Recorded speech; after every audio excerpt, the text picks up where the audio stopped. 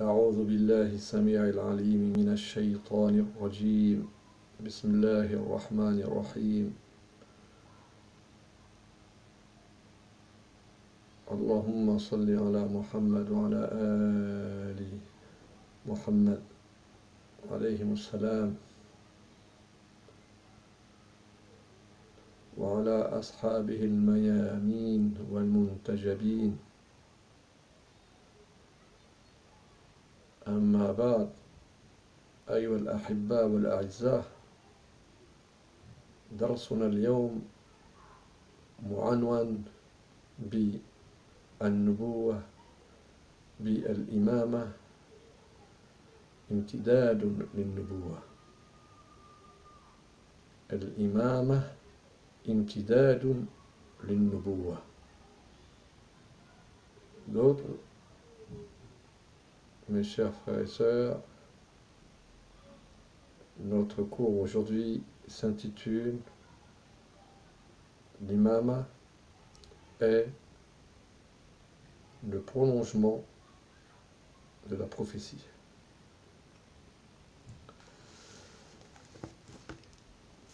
الأهداف أن يتعرف إلى معنى الإمامة،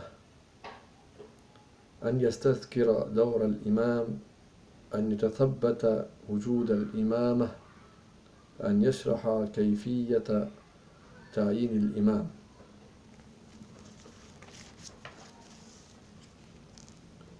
أسئلة تمهيدية: هل الإمامة رئاسة فقط أو ولاية أيضا؟ كيف نثبت ضرورة وجود الإمام؟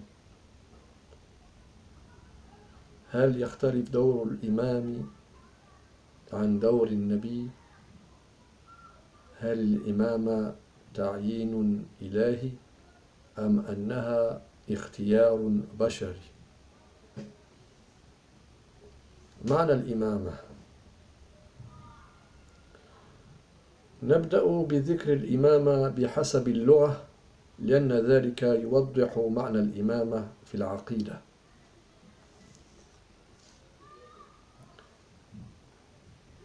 الإمام في اللغة هو الذي يتقدم على غيره ويقتدي به من خلفه من الناس، ولذلك يسمى من يصلي الناس خلفه بالإمام.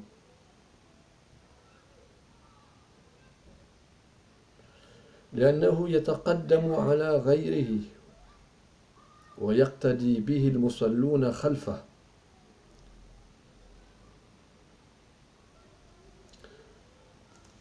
ومن هذا المعنى اللغوي كان معنى الإمامة في العقيدة، فالإمام في العقيدة هو من له الرئاسة العامة في أمور الدين والدنيا،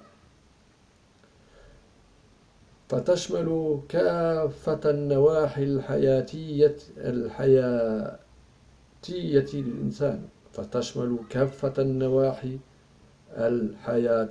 للإنسان. وهذا المنصب ثابت للأئمة عليهم السلام، بما أنهم خلفاء عن رسول الله صلى الله عليه وآله وسلم، فلهم ما كان لرسول الله صلى الله عليه وآله وسلم من الولاية على الناس وعلى شؤونهم.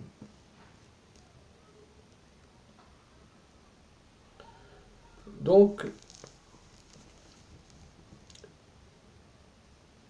les buts de l'imama. Premièrement, connaître le sens de l'imama, d'évoquer le rôle de l'imam, confirmer l'existence de l'imama, expliquer la manière de désigner l'imam. Là, j'ai mentionné les buts. Les questions préliminaires. Est-ce que l'imama est seulement une présidence ou une autorité? Comment établir la nécessité de l'existence de l'imam? Est-ce que son rôle est différent de celui du prophète? est-ce que l'imama est une désignation divine ou un choix humain? Le sens de l'imama. Commençons à évoquer l'imama au sens linguistique, car cela éclaircit le sens de l'imama en termes de croyance et de dogme. L'imam dans la langue arabe est celui qui est placé devant les autres. Ceux qui sont derrière lui l'imitent. C'est pour cela que celui derrière qui les gens prient est appelé imam. Le sens de l'imama en termes de dogme découle du sens de l'imama en termes de langue. L'imam dans la croyance, c'est celui qui a la présidence générale des affaires religieuses et profanes. La présidence englobe tous les aspects de la vie humaine. Cette fonction, ce poste est établi et fixé pour les imams, paix et salut sur lui. Bien entendu, quand on dit les imams, on se réfère, on veut dire les 12 imams, à partir de l'imam Ali jusqu'au dernier, l'imam al-Mahdi, alayhi salam.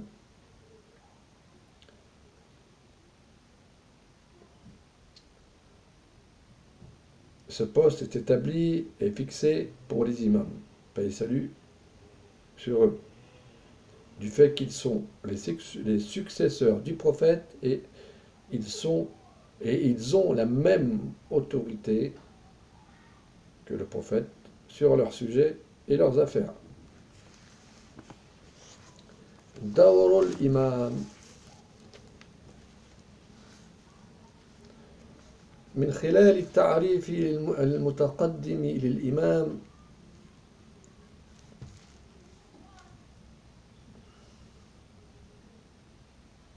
وكونه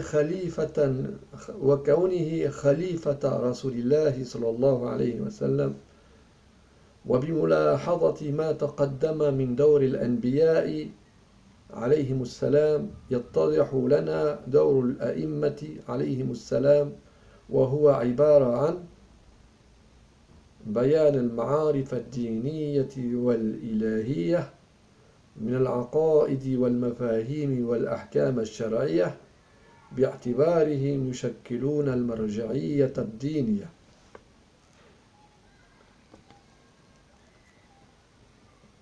إدارة المجتمع الإسلامي والدولة الإسلامية من خلال الحكم بين الناس وإقامة العدل وحفظ الثغور لأنهم يمثلون المرجعية السياسية والإدارية. تربية النفوس وتزكيتها بتربية الناس على التقوى والعمل الصالح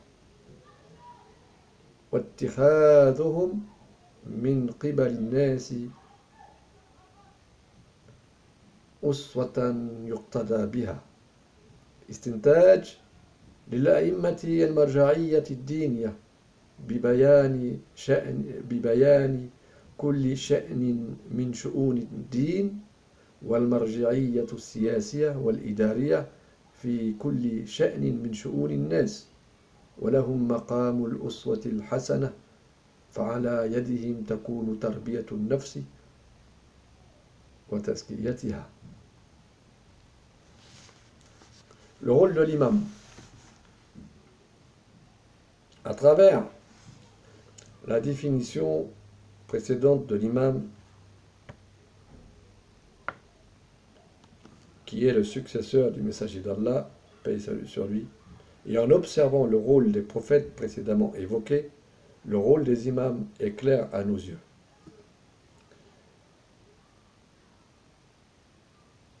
Le rôle est d'expliquer les connaissances religieuses et divines en matière de dogmes, de notions et de prescriptions religieuses.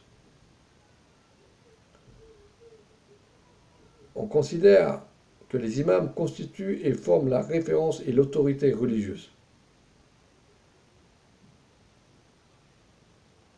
Le rôle de l'imam est de gérer la société islamique et son état à travers les jugements qu'il rend, qu'il émet concernant ses administrés en établissant la justice en protégeant les villes, parce qu'ils représentent l'autorité religieuse, parce qu'ils représentent l'autorité politique et administrative. Mais également, ils représentent l'autorité religieuse.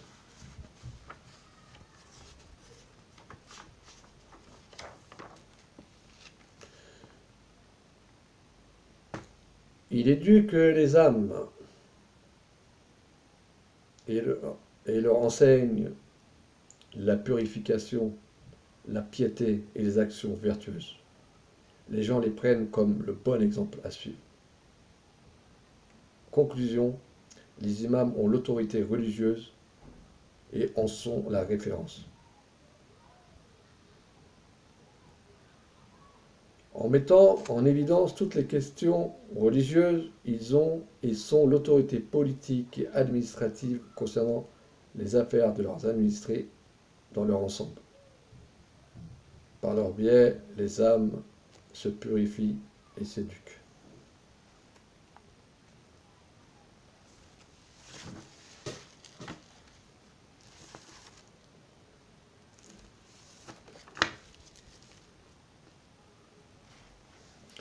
بارك الله فيكم على حسن متابعتكم وإصغائكم وأدعوكم إلى حلقة جديدة إن شاء الله. Je vous remercie de m'avoir écouté et je vous invite à un prochain cours, toujours dans le même sujet, l'imam. Assalamu alaikum wa rahmatullahi wa barakatuh.